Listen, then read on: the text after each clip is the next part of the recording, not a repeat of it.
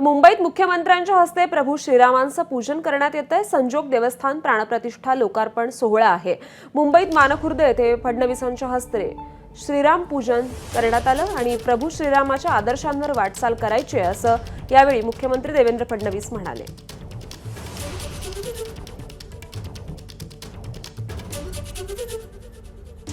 प्रभू श्रीरामांचं एकूण जीवन आपण बघितलं तर आपण त्यांना युगपुरुष म्हणतो।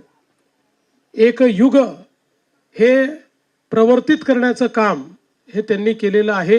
असत्य कितीही मोठं असलं, किती असुरी असलं तरी त्या असुरी शक्तीचा निपात ते करू शकतं।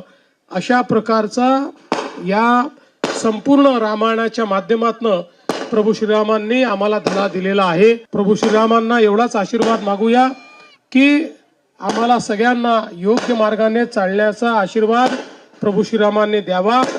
जी उच्च मूल्य त्यांनी तयार केलेली आहेत त्यांचं पालन करण्याची आम्हाला त्या ठिकाणी प्रेरणा ही प्रभू श्रीरामांनी द्यावी। एबीपी माझा, उघडा डोळे बघा नीट।